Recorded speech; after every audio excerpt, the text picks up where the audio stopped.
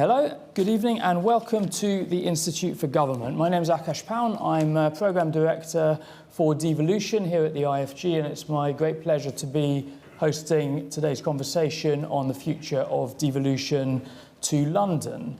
We are co-hosting this event with On London, which is an independent online magazine, news source and blog run by Dave Hill, who's here in the audience. Many thanks to Dave for working with us.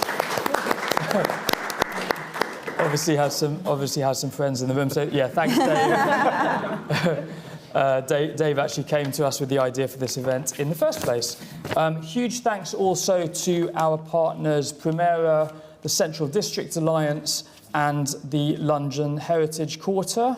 So Central District Alliance and London Heritage Quarter are business improvement districts in different parts of London. Primera is a regeneration consultancy. They're represented here by Alex Jan, who is on the panel and will be speaking shortly. So many thanks to you, Alex. Well, pass your thanks on to my colleagues.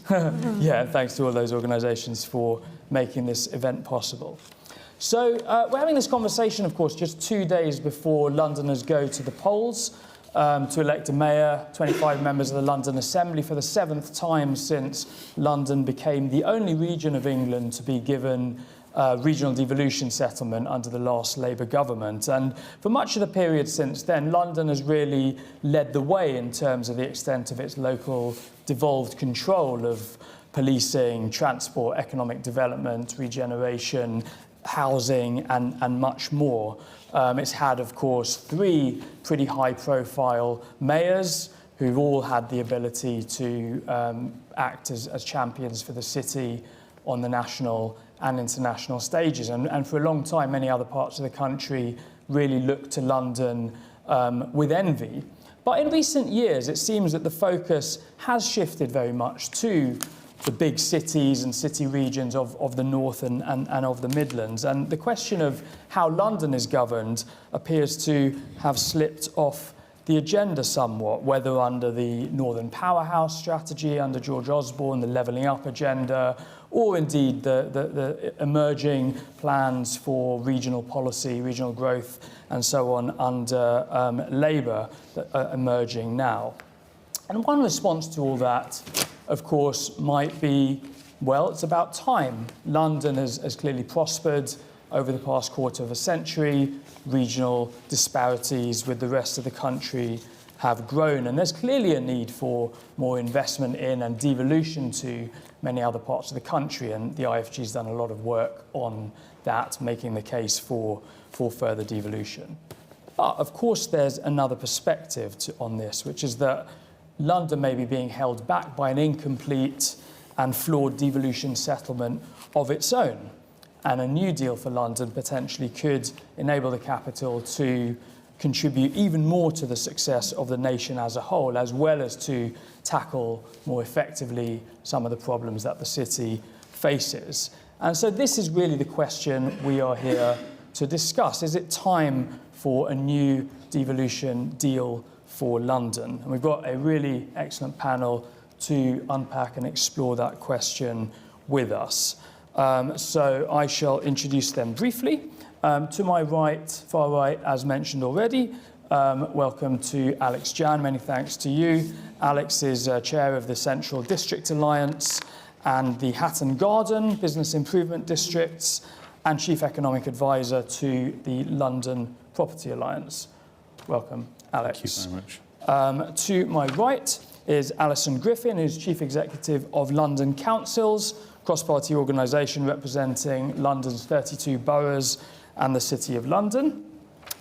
And to my left, Antonia Jennings. Welcome, Antonia, Chief Executive of the Centre for London, London's dedicated think tank. And then finally, joining us just in time, or not quite, Professor Tony Travers. Late. Director of LSE London and formerly chair of the London Finance Commission, whose recommendations we may touch upon. So welcome to you all, welcome to everybody in the room and those joining online. Those joining online, you can already start suggesting questions for the panel, which I will see on my magic screen in front of me as filtered by my colleagues somewhere in the room. So, starting off the discussion, I'd like to come to you first, Tony. So, you've been active in this debate for some years. Apologies if that sounds like a comment on your seniority. So I suppose my question to you as a starting point is, what is your overall assessment of the strengths and weaknesses of London's devolution model as it exists now, sort of nearly a quarter of a century after its creation? Okay, well, I'll definitely answer that question, but I'd just like to, as you've been nice about all of us, thank the IFG and Akash in particular, who's kept up a stream of devolution and subnational government work going here over many years. So just thank you too.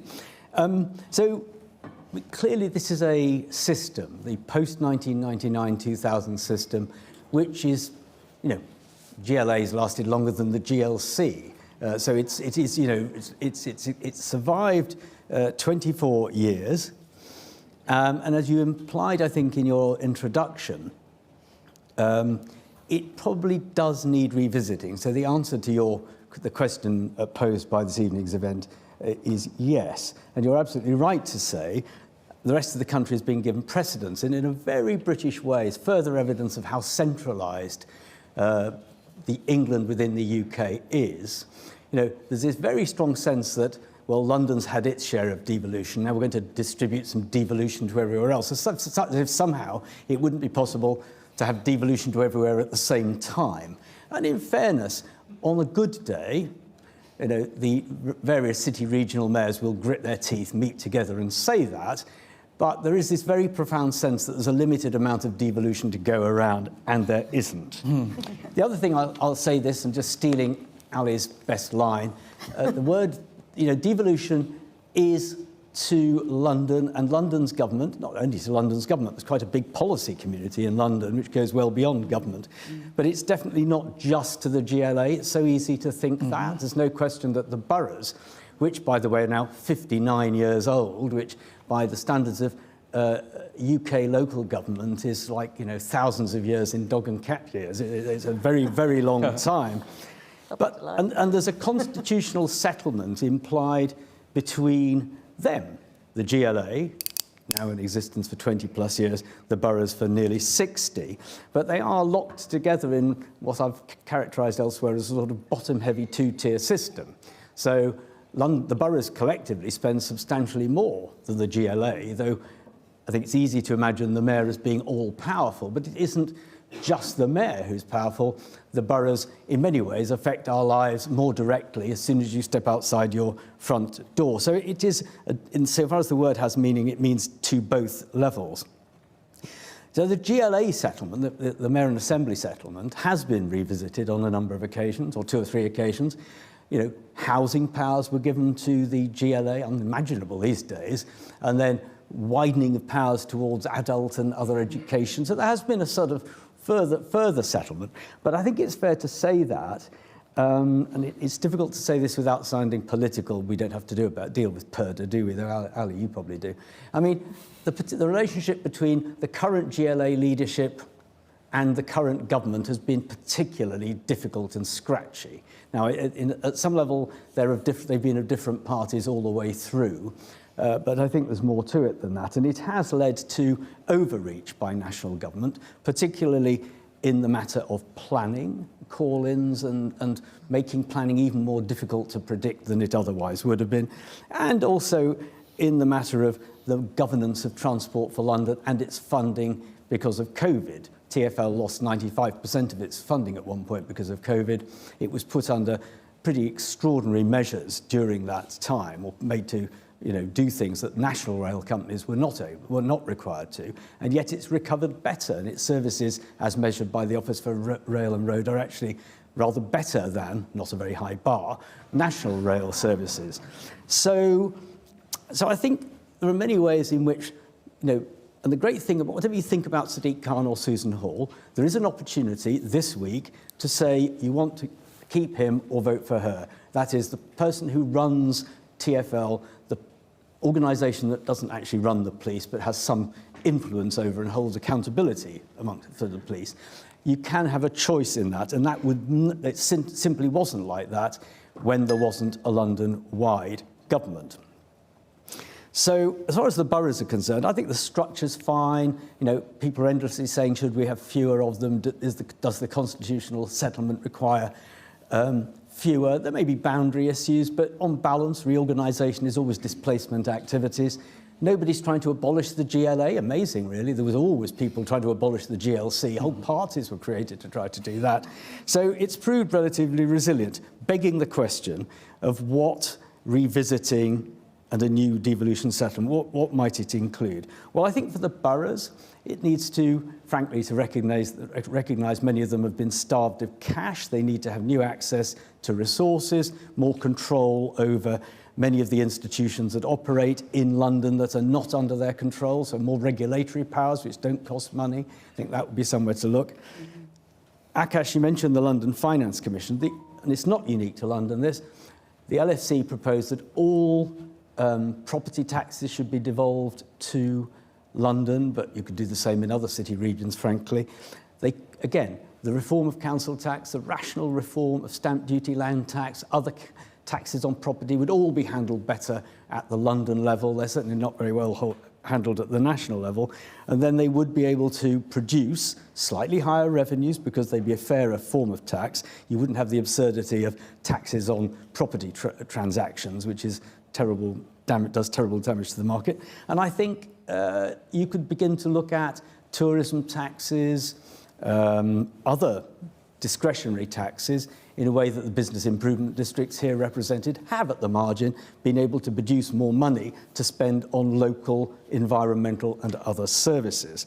So just to finish, so there's definitely a case for revisiting devolution. It's worth saying at this moment, having been faintly discourteous about the current government, you know, the opposition says it's very interested in devolution, but of course, were they to get into power, you can see how that might sink into the sand. So, you know, we should never hope for too much for what opposition politicians say when they get into government, but we'll see if they do. Final thought. There is no question, all the polling shows this, that people trust politicians nearer to themselves. They trust councillors more than MPs. They trust individual MPs more than MPs as a group. And everybody trusts everybody more than political parties and the government. So, which is not good for trust in democracy. So I would just make this point. If there were more devolution, trust in government would improve. And that would be a benefit for central government as well. Great. Thank you, Tony. Moving on to you, Antonio. I mean, what do you think should be the priorities for reform of London's devolution settlement, which is, I know, is something you've made the case for from the perspective of Centre for London, but also why do you think an incoming government should prioritise this issue? Tony's touched upon that issue at the end, but what do you think is the case for an incoming Labour government, if that's what we have, prioritising London rather than concentrating on other parts of the country? Thank you, and thank you for the invite to speak to you all today and for you all for coming. So I think I'll take the second part of that question first and then move on to what I see as the sort of priority principles or areas for the next stage of London's devolution. So I think the first thing to say is that the UK's governance system limits London's autonomy compared to other global cities. So that's by no means limited to London. We know that across English city regional government, we are disproportionately dependent on grants from central government. So to put that into some context, in 2015, 69% of the mayor's budget comes from central government, and cities such as Madrid, New York and Paris have that figure at 32%, 26% and 16% respectively. So why does that matter? So in my mind that matters because we know that greater fiscal spending power is associated with higher GDP per capita, greater fiscal spending power for local government, that is, higher GDP per capita and higher productivity levels. We also know that the terrain on which the next general election is going to be fought is going to be on some version of good or inclusive economic growth. We know that the country's failure to match the growth rates that we saw in the run-up to the financial crash of 2007-8 has cost the average worker over £10,000 a year in lost wages. At the same time, there's growing recognition that the economic model that ran up to that period of 2007-8 in London, where growth was predominantly driven by an expanding financial service industry, isn't a sustainable or practical option for today. We know that that model didn't lead to broad-based wealth increases in the capital, and it did help or contribute to the housing crisis that the city faces today. So, in my mind, when we're arguing in favour of further devolution to London, we need to make the argument that London's economy needs a new, fairer model, and that more fiscal and policy powers are the way to achieve this. We also know that London's economy is going to be key to fixing the country's growth problem overall. We know that London's flatlining productivity has contributed around 40% of the country's shortfall in its pre-2007-8 performance. And then when it comes to this question, which Tony's already answered to some extent, around kind of thinking about outcomes for London versus the rest of the country, it's very much not an either-or situation. We know that... sorry, I've lost my place. Where are we? Yes, so it's not an either-or situation. We know that London is a particularly important priority for the UK's devolution, of the next stage of it, because London's economy is critical to the UK's success overall.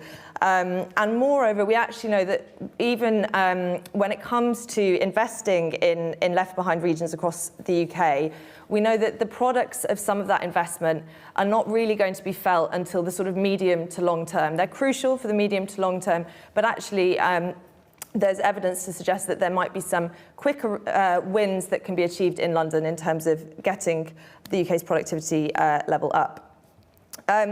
So, thinking about the priorities for reform then, I think in the first instance, sort of benchmarking London's devolved powers compared to what's happened sort of in the last sort of 10 years, the establishment of combined authorities in particular, is a good starting point. So we know that the trailblazer deals that have been agreed in the West Mids in Greater Manchester in some ways outflank what we have in London. I think the most important difference that I think maybe London should start to look at compared to what the combined authorities have got are essentially the single departmental settlement. So that's a unified budget for a spending review period containing all the disparate funding streams that the combined authorities owed.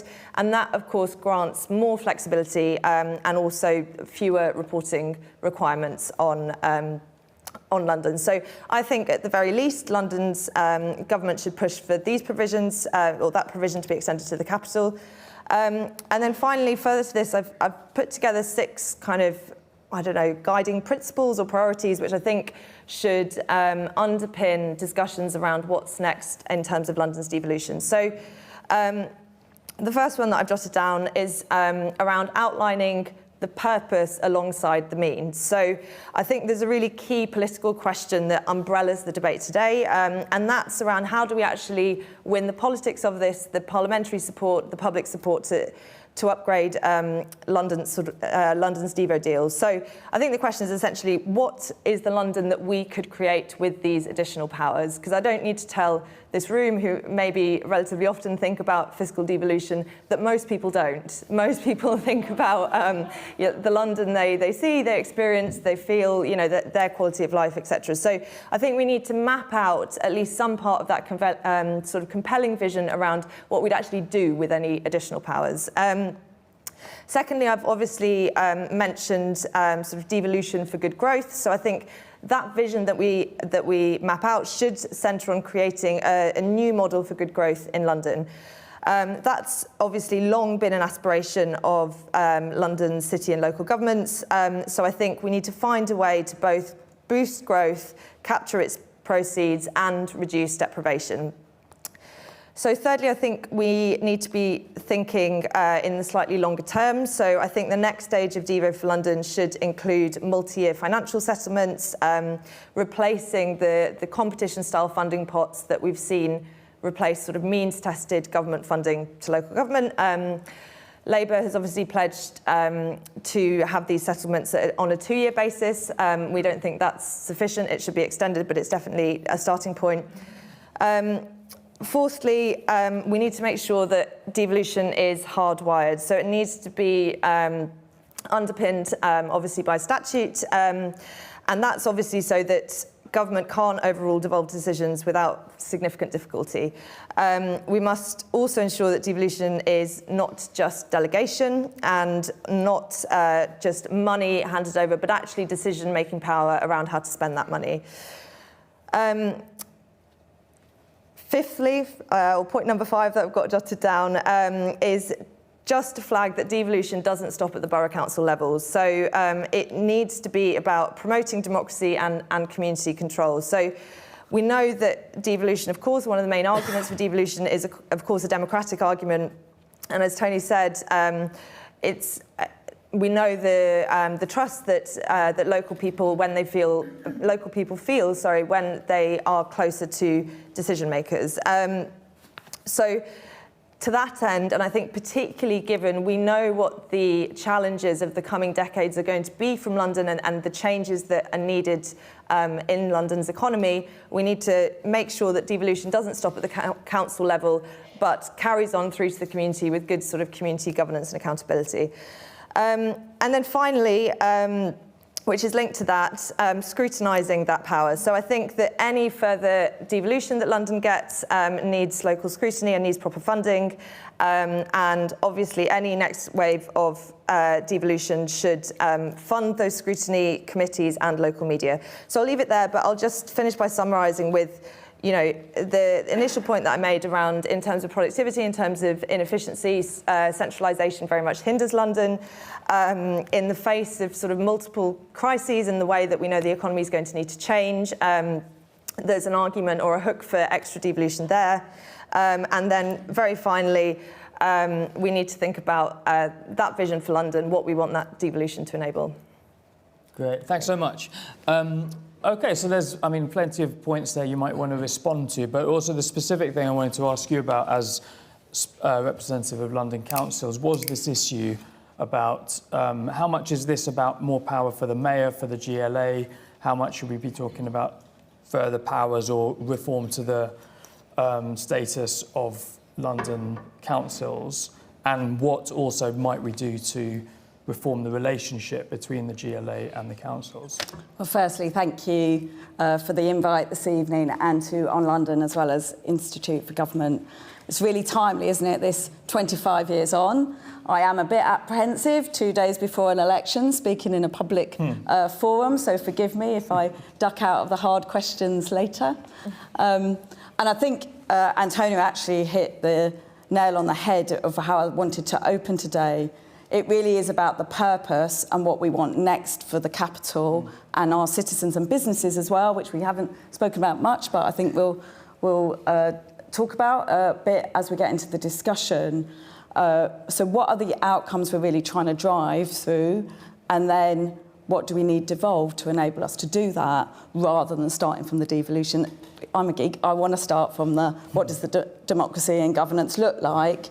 But unless we're really clear with the purpose, I don't think we're going to really land it with our citizens, and that's what we absolutely need to do. So really agree with that. And I want us to move away from, it's not really about the mayor and the GLA and the boroughs, it's actually about both together. And as Tony sort of hinted, actually, everyone else. You know, we are much bigger than just our democratic institutions in London, and there is something about whatever our next devolution deal is. I think what we learned through COVID, through the Recovery Board and then the Partnership Board, where we bring some of the real players in London together, that is where that blend of expertise is going to help us face the challenges. And how are we agile in those partnerships as we move forward? But I will get back to the exam question now. So I think it's worth reminding ourselves that devolution has been a success in London. Yes, we've had our moments and our bumpy bits, but we have got Transport for London have brought us innovative ways to transport, to the ticketing that people across the globe have wanted to copy. Without that freedom that we got through that deal 25 years ago, that wouldn't have been the case. So part of the contention, I think, where we're coming from is what else can we get that freedom for that allows that sort of innovation? Boroughs have come together, working with the Greater London Authority through the sub-regional partnerships to deliver the Work and Health programme, to deliver the JETS programme. That's got nearly 85,000 Londoners who are really far from the job market into good work. That happened not necessarily just at a borough level, but boroughs coming together. Those sub-regional partnerships are actually the size of many of the combined authorities outside London. So one of our conundrums as a city is our scale. And none of the models for devolution in terms of MCAs, I think, are going to quite work for us in this next phase. So how are we building on our already practicing our shared decision-making? How do we codify the way we're working already, the way we have evolved in London? When I got this job, some people were like, oh, how are you going to herd, 32 boroughs in the City of London, working with the mayor, the sub-regional partnerships, all the institutions? I don't see it as a herding job. It really isn't. It's about creating the spaces so those partnerships can work together, really focused on the outcomes and the challenges we face as a city. And Antonia has given us a bit of a 6-point plan on some of that. Absolutely is growth. But the other thing I would want to put in there and as forward as part of our devolution deal going forward is how are we focusing more of the public pound on prevention? So where is the public sector reform going to happen in London? How are we doing that together and really helping us all actually in this room, our families and friends, our neighbours to live better lives in that health and wellbeing space? We know some of the crises we're facing in mental health and being far away from the employment market in London as a result. And then we haven't really touched on climate change yet, but that is a real challenge. We've got some very ambitious net zero targets across the capital and in the boroughs. How are we going to work on retrofit together to really bring our housing and our commercial buildings so they can adapt to the climate changes we're going to see so our city is livable? So there is a lot of work to do. And I think it's about these component parts. So getting back to, if we're going to deliver on those challenges, we need to be thinking about how we address this shared decision-making question. I don't think there's a blueprint for it, and I think we should be brave in saying that. And when we work with our colleagues in national government, I think it's how do we work out how that shared decision-making goes forward? What are the mechanisms? We've tried and tested some of them in London. So the business rates, 100% retention pilot, had a mechanism of how the mayor and the boroughs made decisions over money and allocated resource for projects throughout the capital. We've been able, through the UK Shared Prosperity Fund, to come to a deal. So in London, you might not know this, some of you will, but not all of you. We were the only the boroughs, the leaders, were the only leaders of unitary and top-tier authorities in the country who didn't have, as of right, a say over UK Shared Prosperity Fund. Working with the mayor and the GLA, we were able to come to a negotiated position of what could go directly to the boroughs, so it wasn't the bidding for pots, and then also what needed to be retained at a London level, because that could be spent, through London and Partners and others to make a real impact strategically at that pan-London level. That took a lot of effort, but we got there. And, even in the boroughs, we managed to agree between the 32 and the city a London-focused formula to divide that money between us. So it can be done. It's now, I think, the question for devolution is how do we codify some of that practice, but really make sure it's focused on the outcomes. And imagine what we can do if we had the freedom over skills or retrofit in the same way we got over transport. I really think it's something we need to work on, and it's not going to be a done deal, is it? If anything, sitting here tonight, it evolves, and it will continue to evolve, and we just need some systems, I think, to enable us to do that. Terrific. Okay, thank you. Alex, over to you. I mean, what's the business perspective on this? Has devolution been good for economic development? Would further devolution be a good way to unlock further growth in the capital? Thank you very much. It's quite hard to follow that lot, isn't it? 'Cause it's sort of devolution extraordinaire, really. I guess that I'm going to sort of be mildly not controversial, but sort of provocative here. I think, I understand and agree with much of what has been said.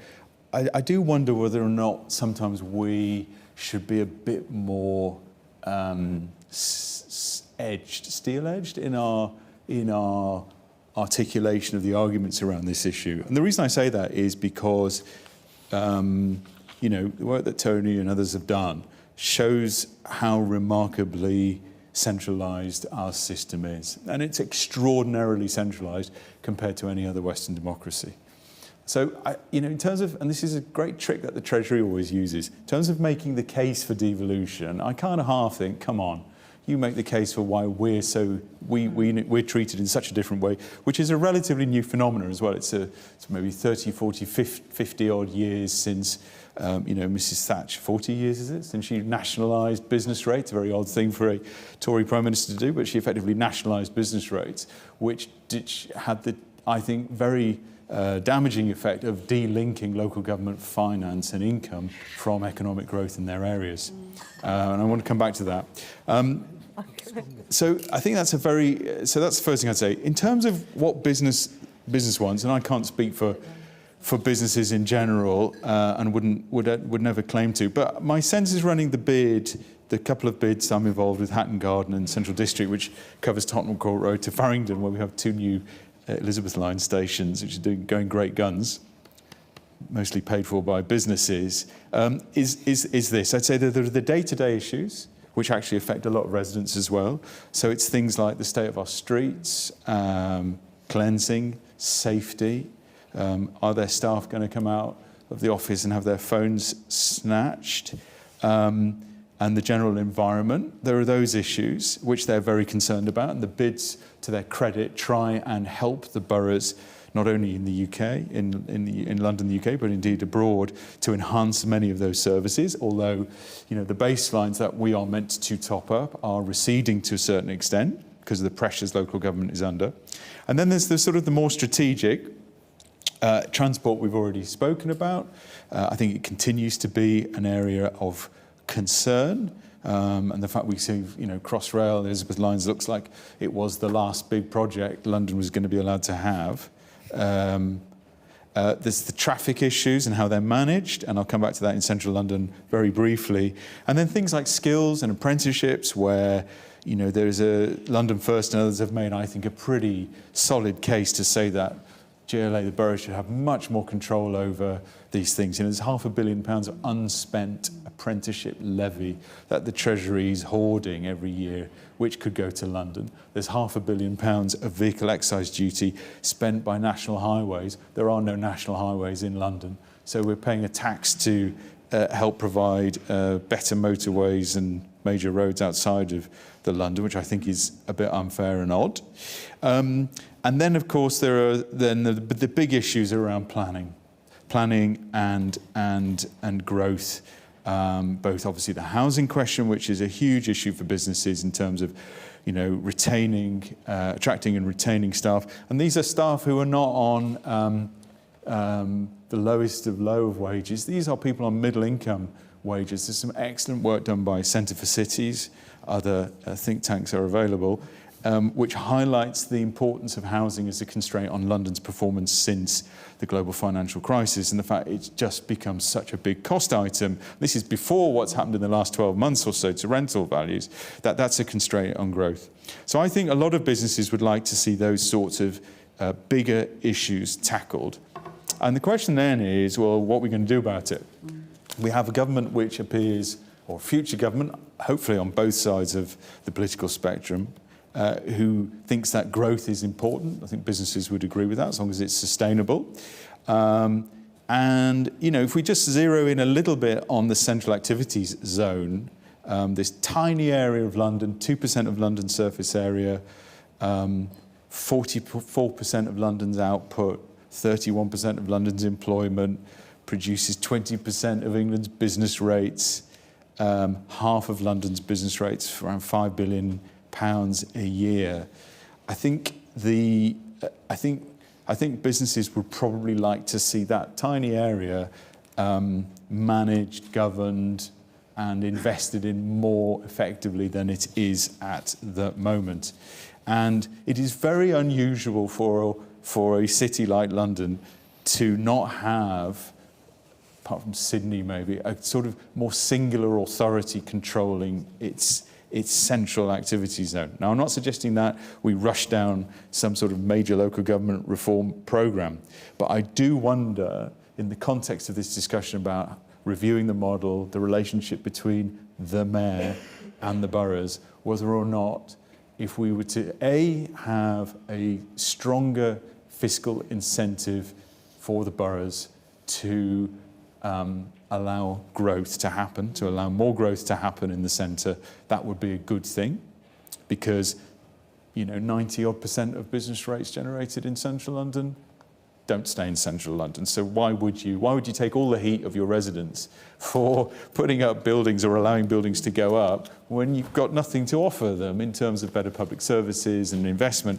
other than the stuff that, you know, comes through the 106 process?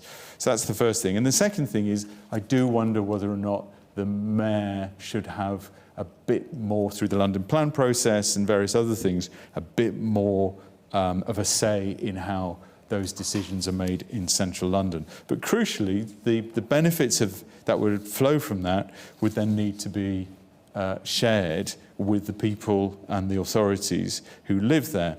And I think the problem at the moment with the model is that, understandably, people are wary of growth because all they see is downside. They see disruption, they see new buildings, they have concerns about how it's going to affect their area, but there's nothing to counteract that in terms of saying we can give you better street cleansing, better policing, higher levels of public service, better transport, and so forth. And finally, there's some work that's just been done by London Property Alliance, well, from ARIP actually, where I used to work, full disclosure. And that shows that if you to have a slightly more ambitious approach to growth in the centre, in this tiny area of central London, you know, you could potentially create another sort of 400,000 jobs by 2045, another £100 billion in economic growth, 50,000 new homes, and around 4 billion of planning contributions, which doesn't come through business rates, that comes through the other mechanisms that exist. So I think that's where a lot of businesses would like to see us go. Thanks, Alex. Yeah, really clear messages coming through there. Lots we could pick up on. Conscious of the time, I'm keen to go to the audience. So, online audience, some questions are coming through already through the Slido function, hopefully on the screen. You should be able to submit questions. People in the room, if you want to raise your hands, there'll be a microphone circulated. I am going to start with Dave, our partner on today's event. So, Thomas, if we want to start over in the front row. Thank you. And then I'll take another couple of questions together. Yeah, I see the gentleman there, and there's another gentleman behind. Dave. Right, first of all, it's fantastic to be part of this and lovely to be partnering with all the other people and to see such a full house, which is great. It seems that just about everybody wants more devolution, and there does seem to be quite a lot more devolution about if you look up and down the country. But even so, you certainly feel in London, even though we've had a little bit more since 2000, is quite difficult to get hold of, isn't it? You know, they don't really want to give it away. So if we imagine a plausible scenario whereby there's a London mayor and a national government of the same political party who get on reasonably well, let's imagine that scenario in a year's time, let's say. How optimistic is the panel that we would be able to get some of the things we wanted? And second part of the question is, which people would have to be involved in the conversations on the government side and on the London government, national government side and on the London government side? Mm-hmm. Okay, thank you. So hold your thoughts on that. I'll take, 2 more questions. And please introduce yourself if you don't mind. Elliot Wilson, I write for City AM, among others. I'm particularly interested in this issue of trust in government and institutions. And you say quite rightly that people trust politicians the closer they are to them, and yet they turn out to vote for them in dramatically smaller numbers. Why is that? I mean, it's a philosophical question, but how do we deal with that? Good question. And then, gentleman just there as well, thank you. I am, Van Dubose. First of all, guys, thank you very much for IFG setting this up tonight, along with On London, and for the panel's contributions. I'm interested in how this can get done. I recall that devolution started in Scotland, even before London, primarily because there was a political movement to do that, and the government responded to it. I don't see any political movement in London or popular movement for any of this to happen. And I wonder if you think that's important to get the incumbent government to make some moves for further devolution in London. And if it is important, why we don't have more grassroots political pressure in London for devolution. Yeah, very good question. Okay, so, well, in a sense, two kind of related questions about how do we get to where we want to be. So how to make the case to an incoming government, and whether there's a need for a grassroots movement. Without that, is this going to go anywhere? And then the question about trust, and if that's true, why do people not vote? I mean, Tony, that maybe is one for you. If I met you first. Yeah, I mean, you don't want all of us to do all of them, do you? No, we'll be all night. So it's a great question. I mean, the statistics are, as I said, and we know that they trust individual MPs more than all of them and all that. But in the end, the public are wise and rational, and they've worked out that the government sets almost all taxes. I mean, even council taxes capped. Effectively, unlike most places, 100% of taxes are set by the government, and the government spends about 90% of the money. So actually, it's amazing 35% of them vote, really, if you look at it like that. But it's a great point, it's a great question, and I've always thought, not sure what your view would be on this, but, you know, if there was local income tax variations by borough, turnouts would go up. Liberal Democrat policy, isn't it, Caroline?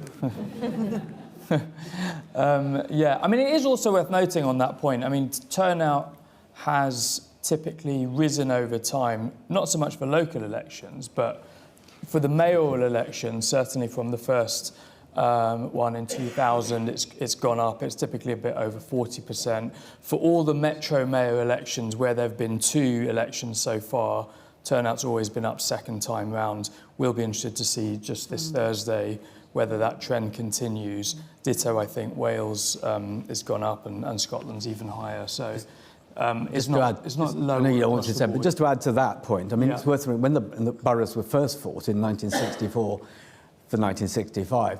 There were still uncontested wards, and there were places with turnouts that were lower, much lower than they are today. So they are slightly better. There's a bit more contestation. Yeah.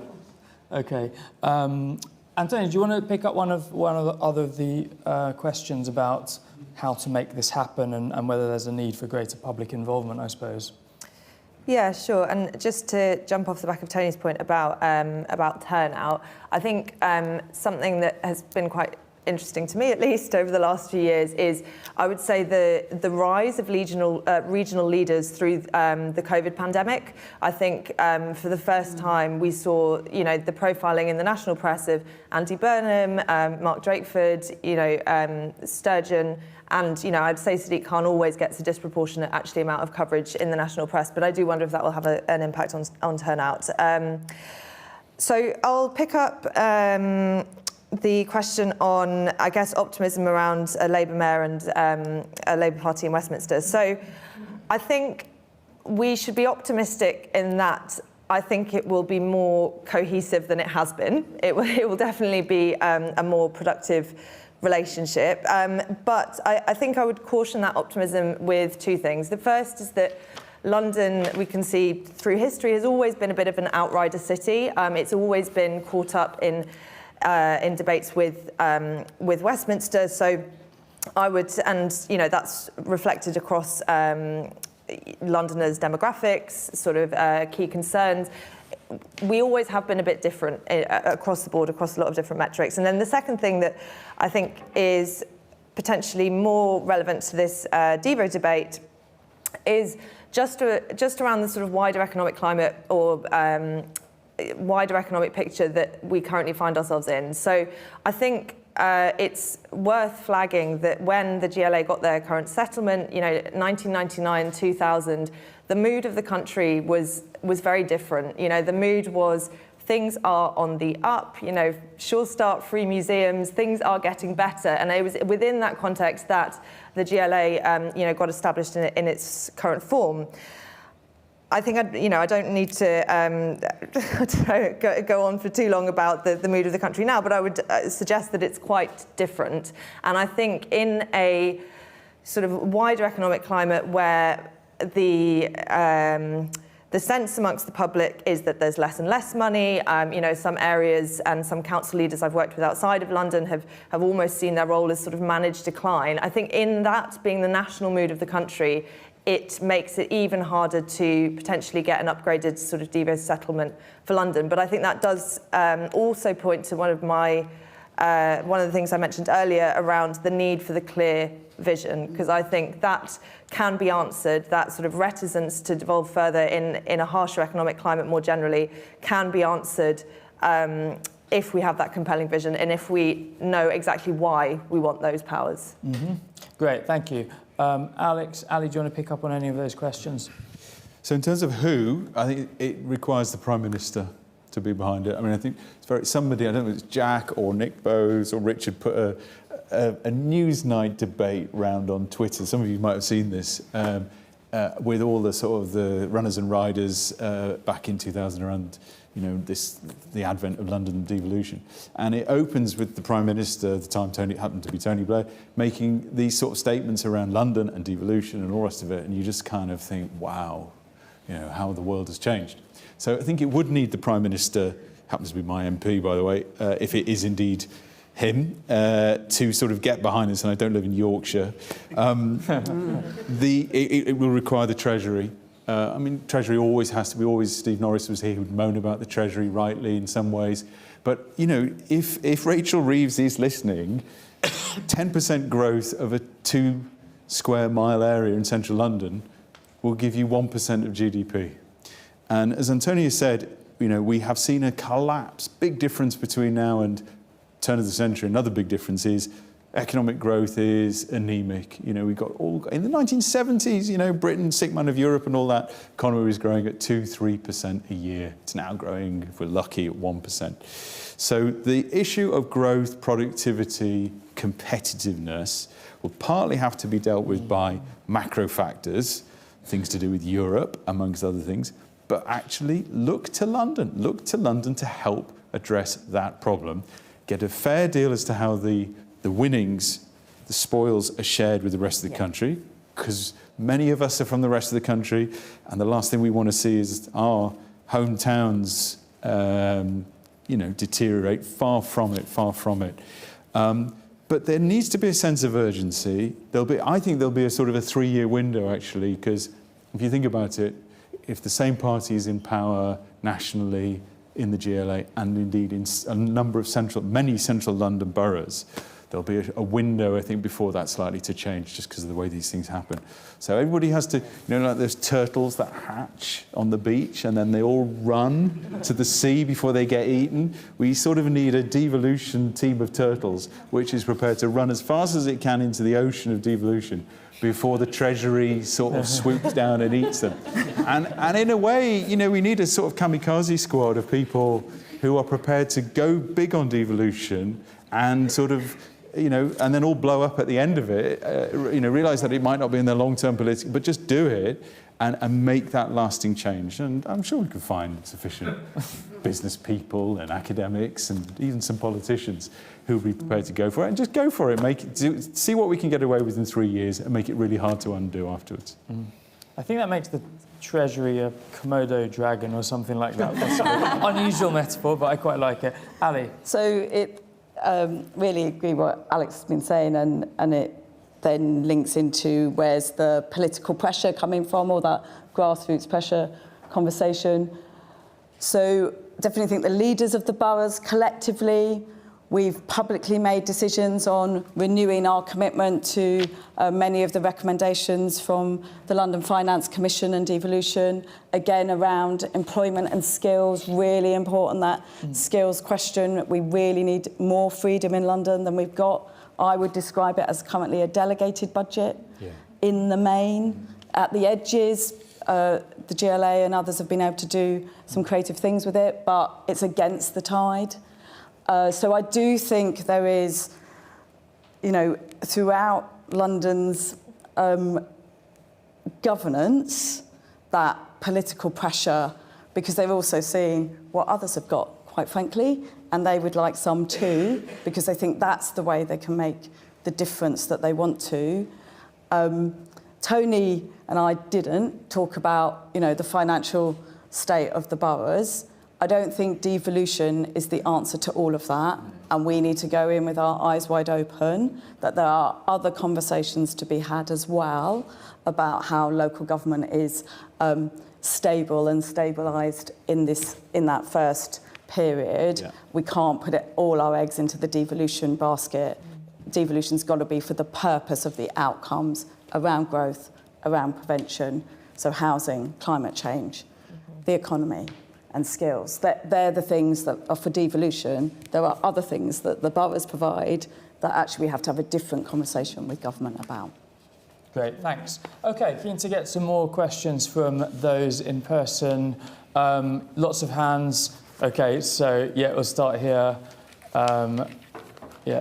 Caroline Lucas, and then the lady behind. If anyone next door... I'm sorry, Caroline Pitch. If anyone next door would like to ask a question, please stick your head through the door as well. So 2 questions here. Yeah, thank you. Thank you. Hi, I'm Caroline Pigeon. I'm a London Assembly member for another week. I want to ask whether actually we should be flipping the whole debate on its head, because instead of going with a begging bowl for this small area or that, should we not be asking of a new government that actually we want to have some devolved finances and to have the freedom to do what we want, apart from for certain areas which central government will retain?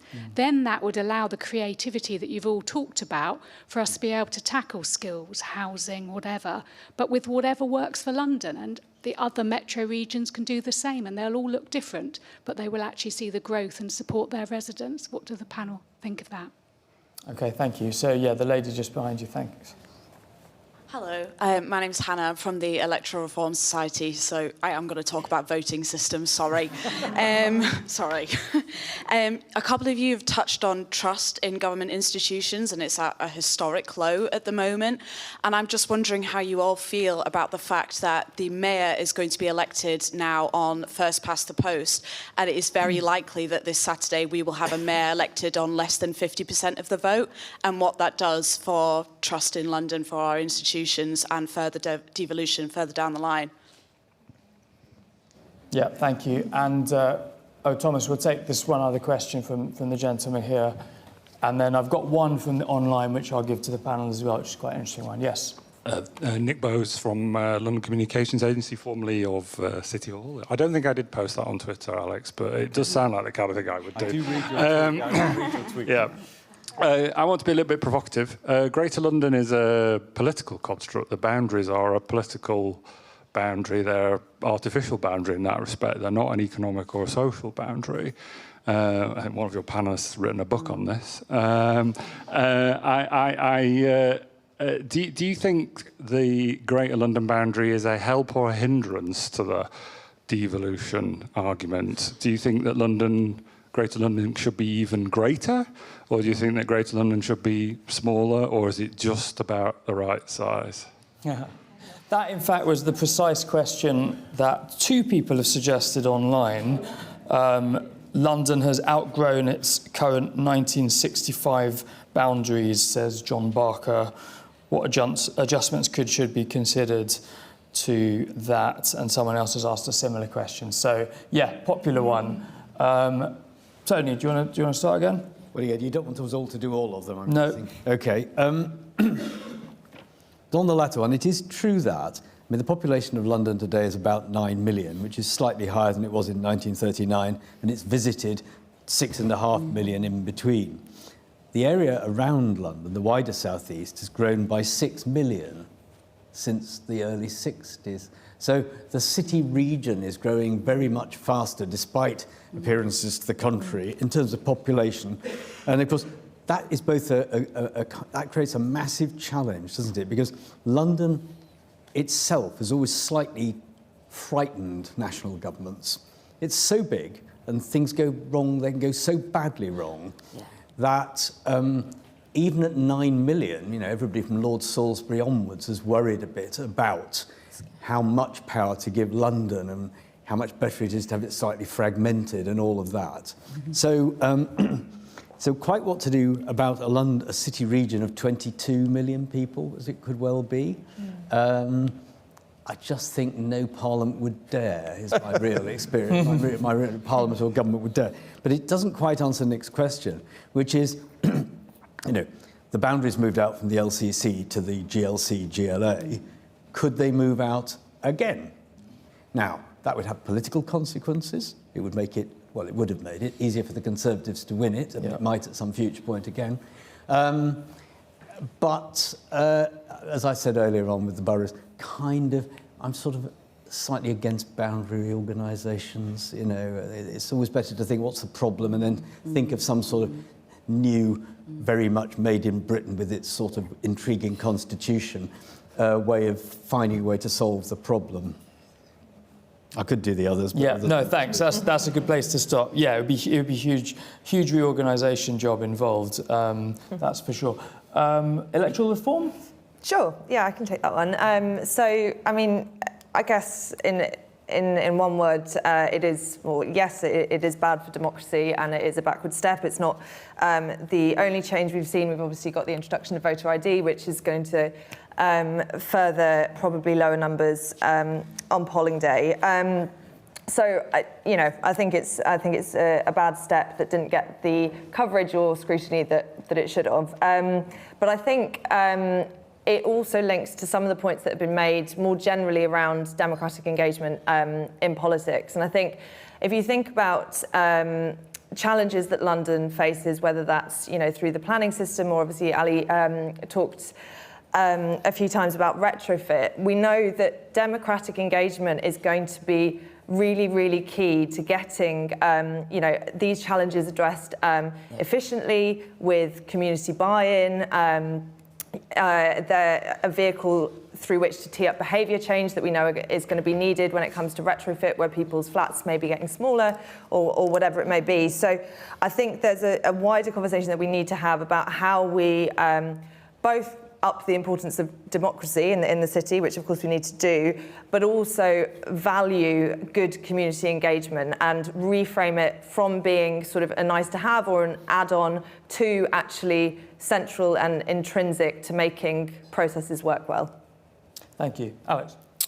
So on this sort of London South East type argument, I think Tony's right that, whole-scale reform, given all the other things we want to do, and perhaps, touching on what Caroline said, that's quite a lot, I actually think the devolution question, on just to answer that, should be going through a list of all the things that could be done locally, and then the government having to come up with the answer as to why it should be kept centrally. So let's make that the default and say that's where we'll go with that one. On the sort of the London rest of the South East argument or debate, it's a bit like a soft-boiled egg, really, because in our system, there are ways in which, if you take Transport for London runs London Underground services way outside the GLA boundary, and indeed buses go beyond the boundary. And a number of us thought during COVID and when Boris Johnson was being horrible, we should, if I'd been mayor, I'd have said, right, okay, that's that then. We'll just turn them around at the border, turn them around at the boundary. We're not running any services out, Chesham, eat your heart out. We're going to stop it wherever it is on the Metropolitan line, and all the rest. That would have made them think. More constructively, actually, if you think about it, beefing up the capacity and the powers of the counties and some of the other authorities surrounding London and creating partnership structures. I'm thinking now about things like suburban rail services, where again, a lot of the evidence is actually the burghers in places like Ipswich and Basingstoke and Basildon probably want the mayor to run their services, not Whitehall, interestingly. So I think you could come up with partnership structures, had to have real money and real powers to actually deal with a number of those things. And, depending what happens to Thames Water, you could see a world in which Thames Water had greater levels of sort of control, small t, small w, in London and the South East. A great opportunity perhaps for local government to work more effectively together on sort of a really important, I think people would turn out and vote if they thought Thames Water was on the ballot. Okay, we are running close to time. We did start slightly late, so I may get in trouble for this, but I'm going to take, if people can be very brief, we'll take 2 final questions, and I'll start with, gentleman here, and you might as well start with Jack, who I recognise. Hi, Jack Shaw, Productivity Institute. On the earlier reflections, you spoke about the importance of codifying some of what already exists, and you identified the anomaly in the UK Shared Prosperity Fund in which it required consensus across the London boroughs. Kind of in that vein, do you think that this kind of informal decision-making structures that exist should be replaced over time, or should the GLA evolve? Should its accountability structures evolve? Should it reflect, for example, a combined authority, a more traditional one? Thank you. Yeah. And then, thank you, Thomas. John Tabish from Centre for London. A very quick question, which is that do we believe the London Assembly model is a particularly effective model of scrutiny within London? Excellent. Okay. Yeah.